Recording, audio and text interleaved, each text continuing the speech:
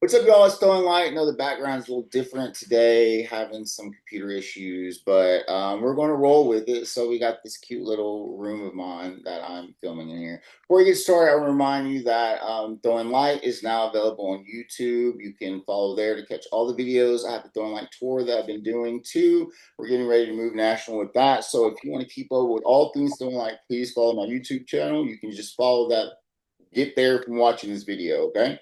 Without getting started, I want to go ahead and introduce our guest. We got Andreas, Mr. Leather Berlin 2024. I got him here. He's 7 hours ahead, so he can see the future. I think 7 hours ahead. If we have any questions about what's happening and 7 hours ahead of us, he should be able to tell us if there's, war or famine, anything coming.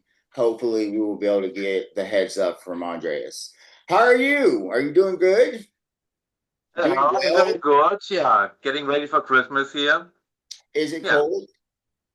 not as cold as usual, but yeah, you can feel summer is clearly over. Okay. So I guess it's leather weather better than it is here in Texas where it's like, I mean, it's Christmas time. It's been cold, but it's getting back up into like, upper 70s.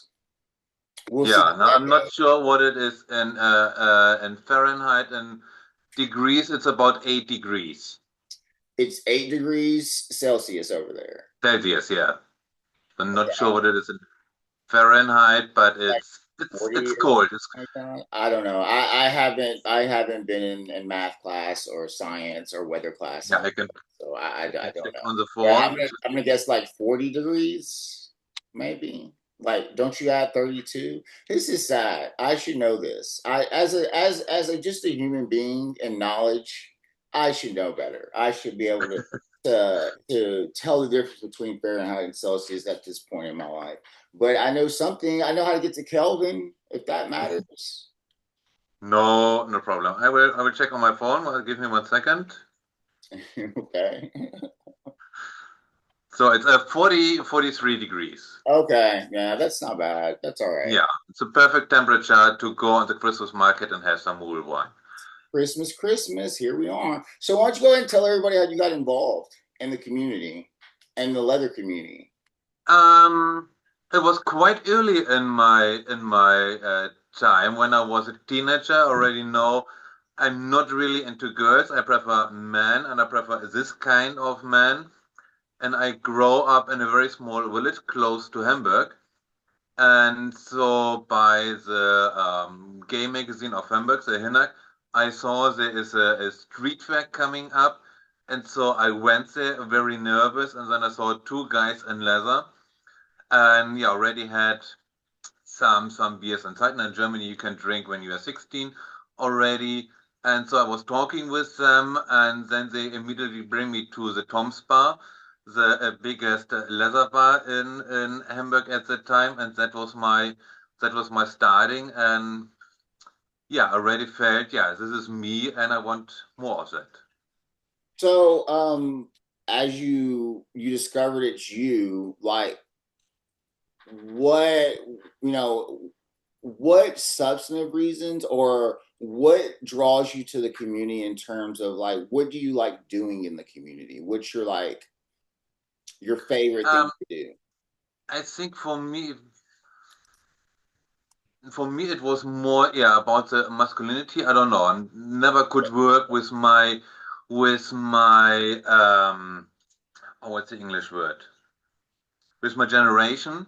Always preferred some older men. I was 17, 18 at that time. I always was going 10 years above, so more a big brother that I was looking for than a daddy Yeah. in this.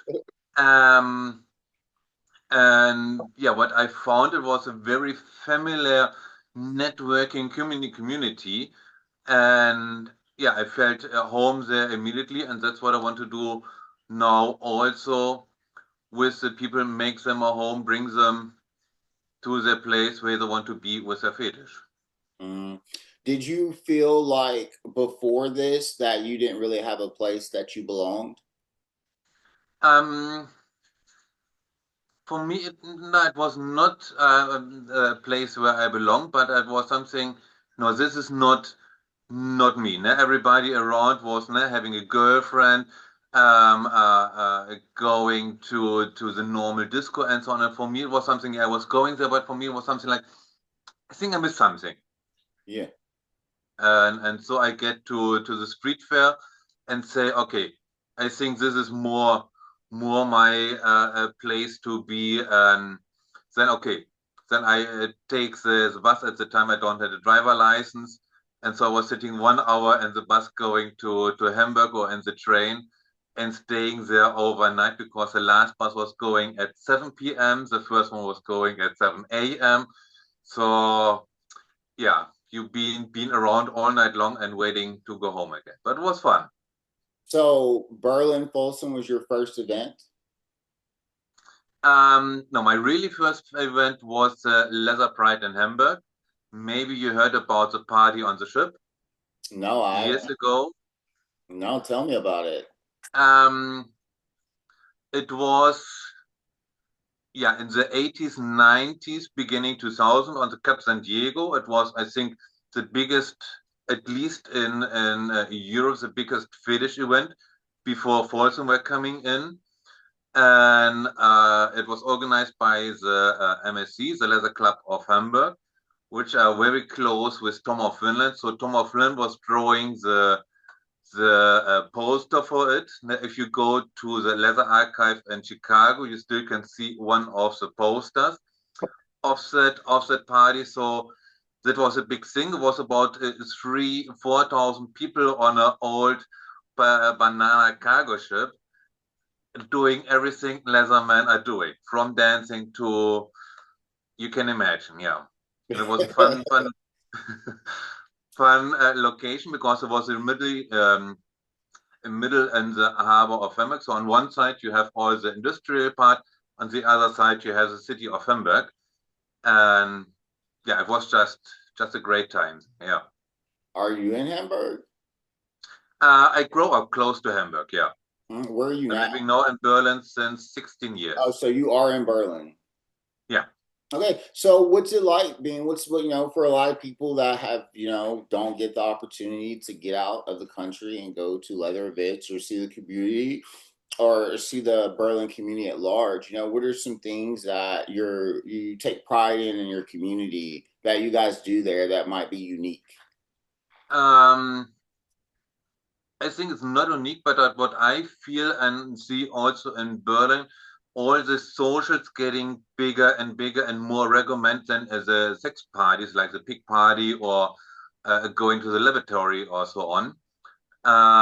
So for everybody who is curious about it, check on the internet if there is any social in the city because mostly every city, even the small cities, kindly organizing any fetish leather social events where you could go. Social media, Instagram, Facebook also is a good place to look for it. And yeah, getting in connection with the people is there. Yeah. So, what was so when you first got involved in leather, did you ever think that you would become a title holder? No, What brought that not about? not at that time. Um, Now I'm living now 16 years in Berlin and spent 16 years working in the community for the community and different shop and bars. And so on one point I say, okay, I should do the contest, but for me it was something like do it for fun. The board of the BLF, the Leather Club here in Berlin, were coming once to me and say, okay, would you be interested? And then I said, yeah, sure, why not? And that brings me to the contest. And so competing in the contest, before we even get back to that, what were some things that you wanted to do as Mr. Leather Berlin?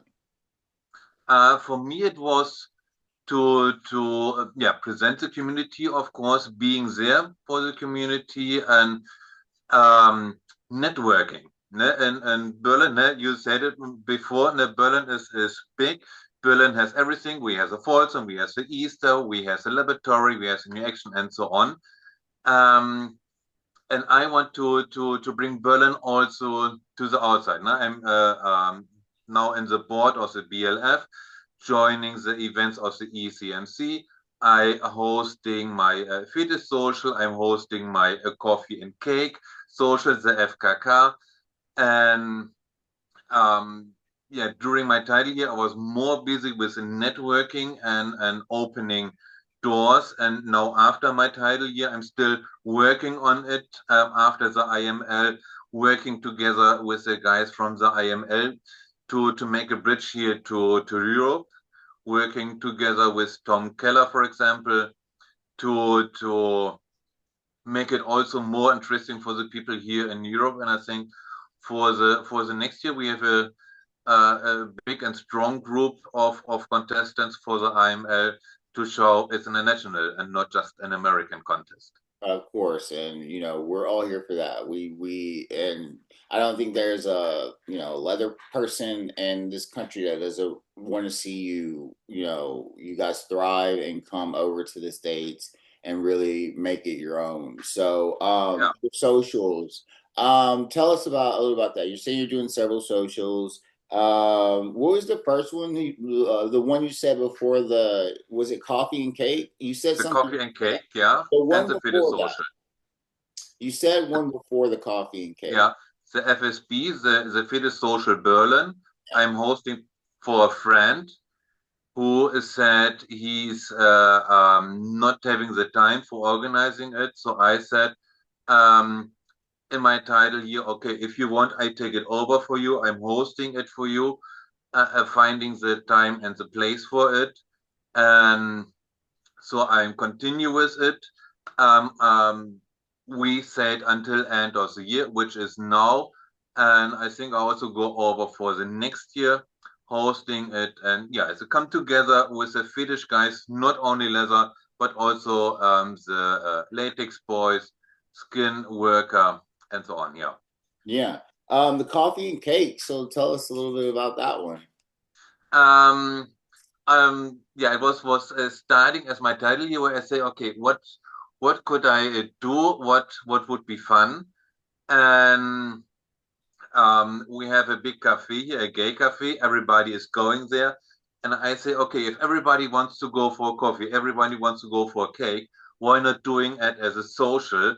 And so I said, okay, I prepare a cake. I was learning bakery in the beginning. And so I say, okay, let's do some cake, make it come together, have some self-made cake, coffee, and talk about fetish and whatever. Yeah. So you like to bake. Yes. Let's talk about that. So you like cooking, Cooking and baking. Yeah.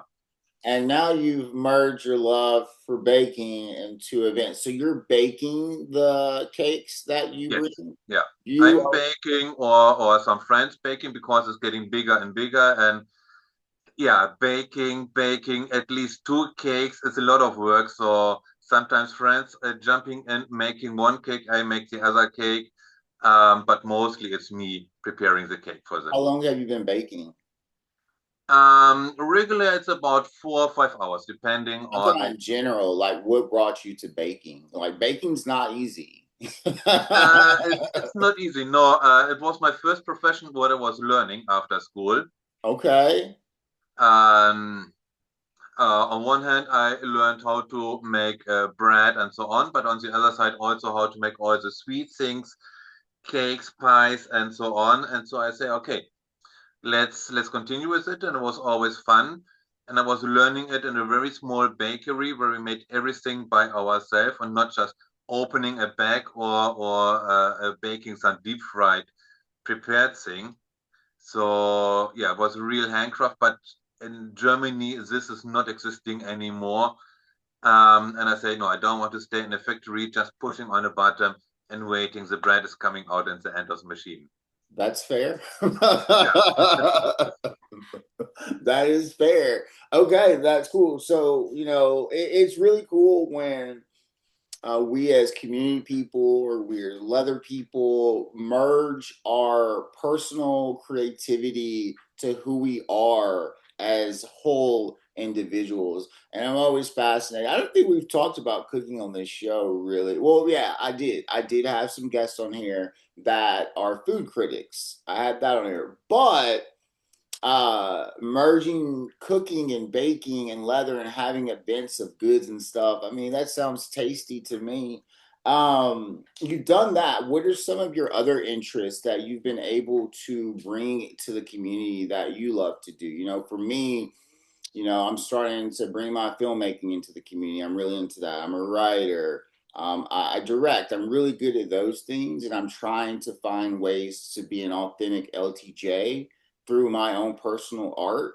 What about you? You like to bake. What are some other things that you've been able, or skills, or hobbies you've been able to bring from your life and merge into your leather life?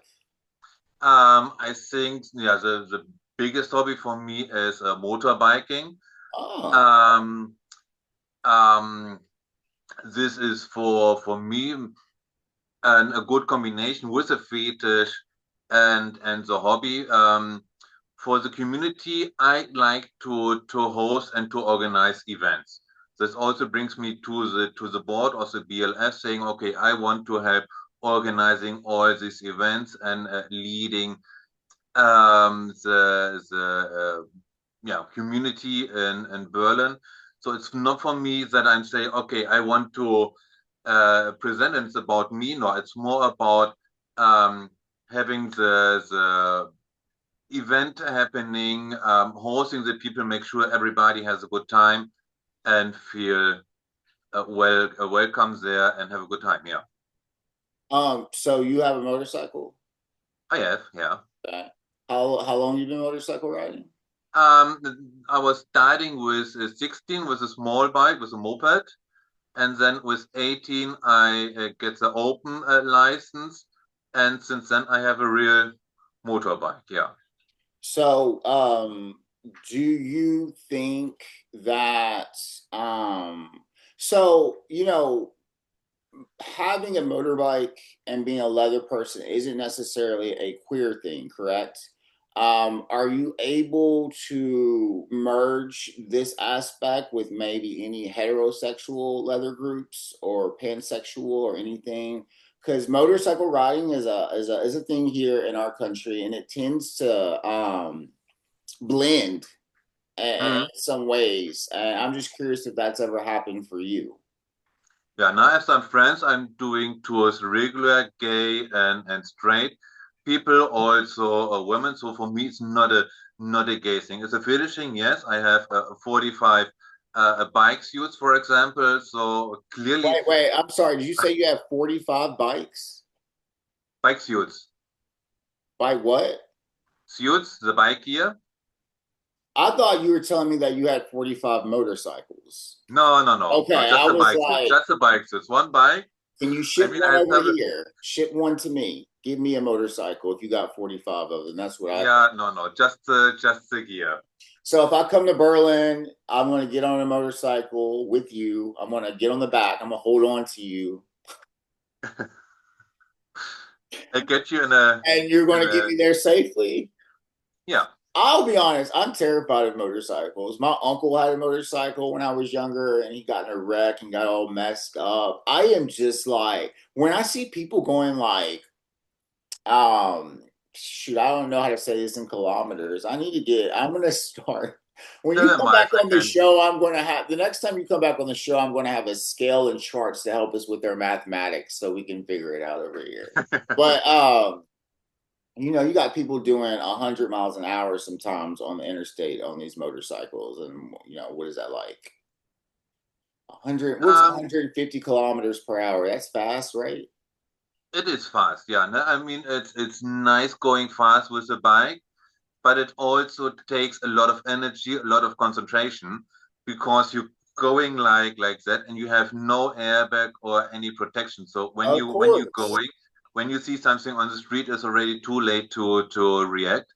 And that's why I'm always with the gear. Doesn't matter if it's a hot summer day or a cold winter day. I'm always in a full suit with a helmet, with all protections, and so on and so on.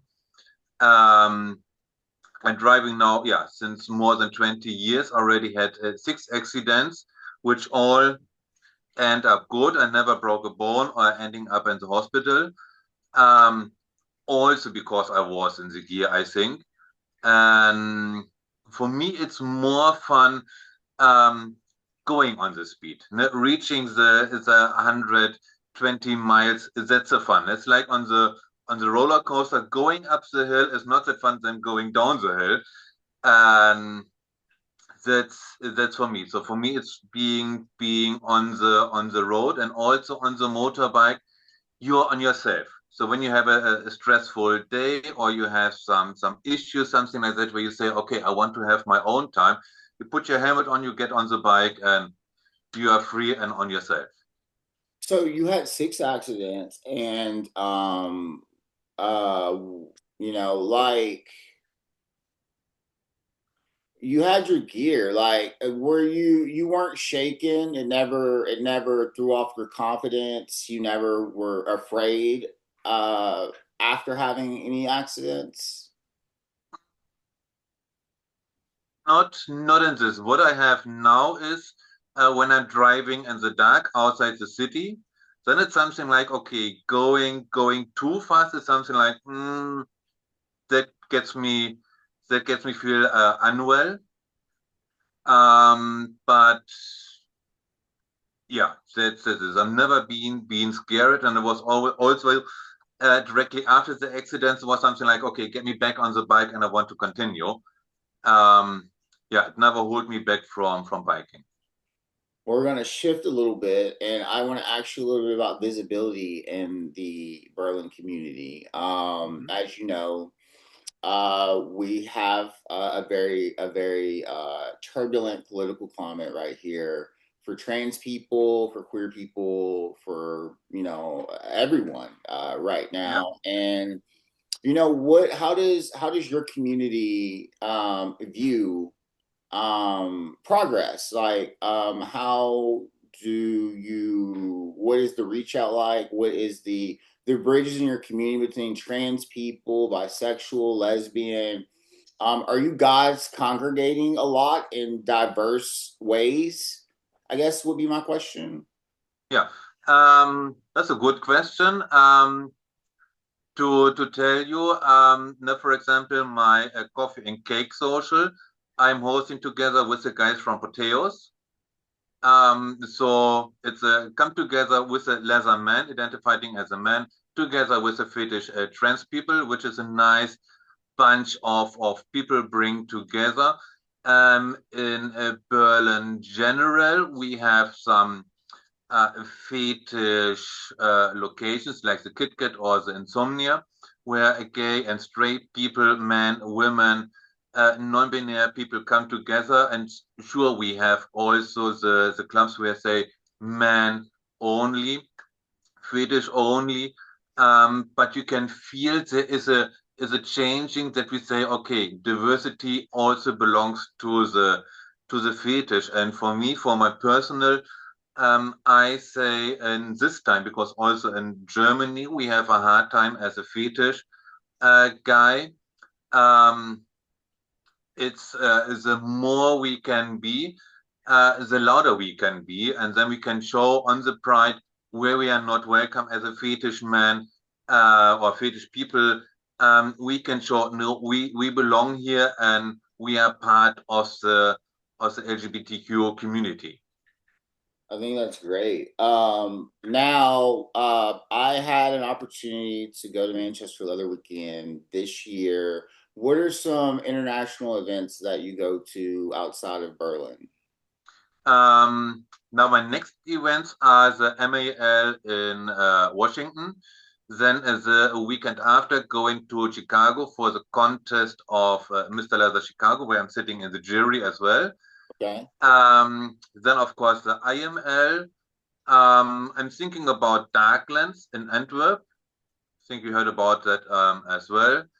Um, and then for sure being around here in Europe for some events, Germany, of course. Yeah. Are there any other countries that you've been to, like Spain? I was in Poland. I was in in the Netherlands, in Belgium, in France, in Spain, in the States. I was in Italy, UK, of course, Ireland. Yeah. So, generally, when I have people on the show, after we get towards to the end, I ask the same question. Most of, uh, usually this question is I've maybe gone off script maybe 5 times, and I always make this more dramatic than what it is. But this is the deal: is there any aspect of our community that you feel that we are not shedding enough light on? Um, I wouldn't say we are not sharing enough light on, but it's something we should focus because now you have your issues in the States. We also have our issues here in Europe, special in Germany. The next election is coming up, and the right wing is getting very strong here in Germany, and they're really fighting against the LGBTQ community about our rights and possibilities. And so we have to um, try to keep our standards, which we have now, because if they're getting stronger in the politics, we have to make sure we are not hiding and we are staying there strong together and a fight for our standards and holding our freedom, which we have until now. I think that is pretty phenomenal. I mean, like, it's I don't know what's happening. I hope that things change course and we get out of this dark conservative period. Because over here, we have leaders and representatives. I'm in Texas. They want to make Texas redder. They want to make it more conservative, Hmm. and to a point of just being foolery, Yeah, or nonsense, irrational. Um, it's we are being told in our country that power is for some of us, not for all exactly. of us. Yeah. And maybe you heard about it. In the summer, we had the Pride here in Berlin, and regularly the House of Parliament, the Reichstag, is rising a rainbow flag. And this year they didn't do it anymore by using the word the House of Parliament isn't a circus tent rising any kind of flags for no reason. Where everybody say there is a reason for it, and we need this reason, and we need the support by the politic because the politics should be there for the community, for all of them, and not choosing who is the good one, who is the bad one.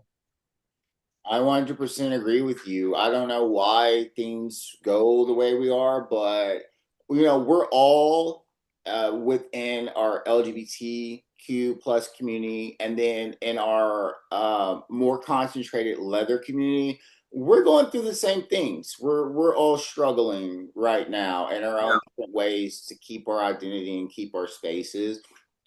I mean, like, they are just like they have found a way to divide people by using trans people, because let's be honest, transgender, being trans, all of that is just something that a lot of people don't want to make effort to try to understand.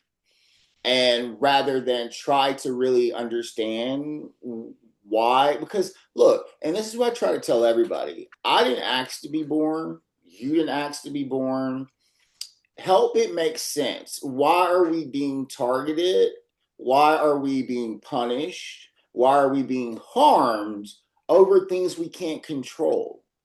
exactly. And that's why also I say we should stop fighting in our community and saying you're welcome, you're not welcome. We should welcome everybody who's identified as a fetish, as a kinkster, and not watching what is written in the passport or is he pronounced as he, she, or they. I agree. Yeah. And we do have a little bit of ignorance within our community when it comes to acknowledging people as who they really are, especially trans people.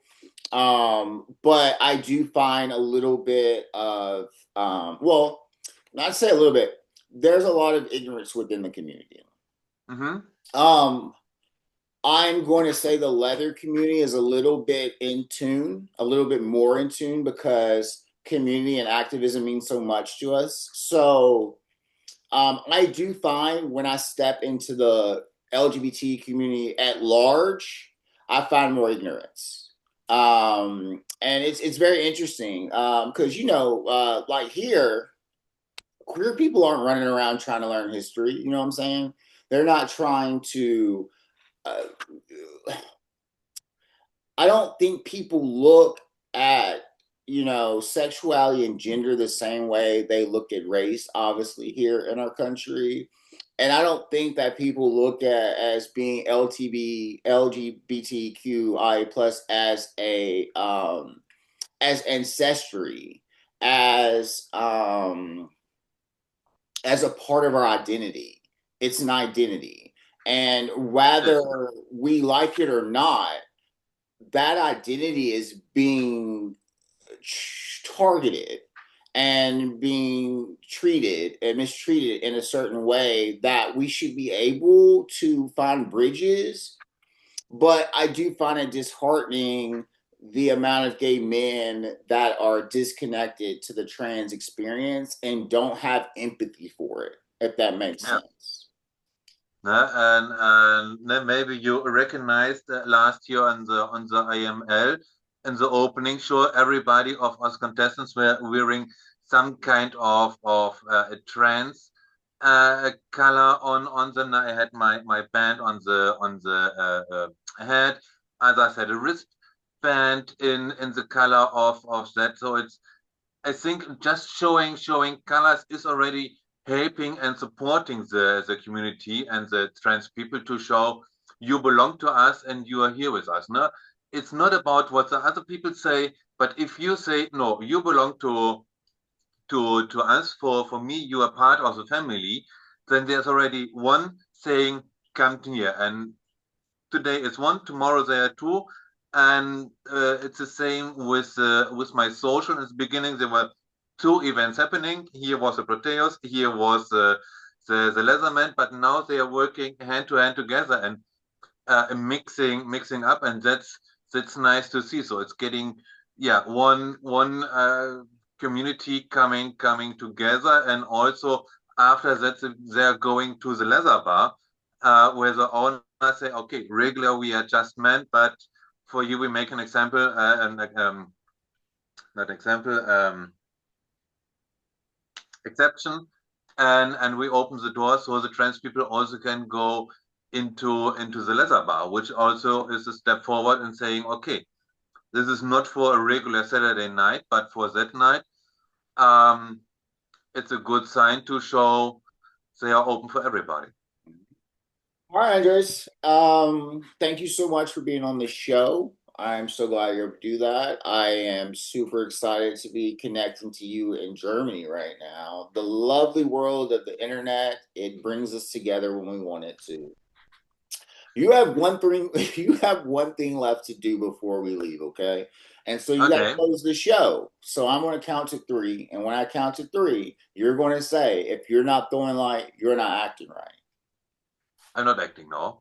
You're going to What? do, I'm going to count to three, and you're going to say, if you're not throwing light, you're not acting right. You're not going light? Sorry. If you're not throwing light, Throwing light. you're not acting right. Okay, You ready? ready? All right. One, two, three. If you're not throwing light, you're not acting right. There you go. Perfect.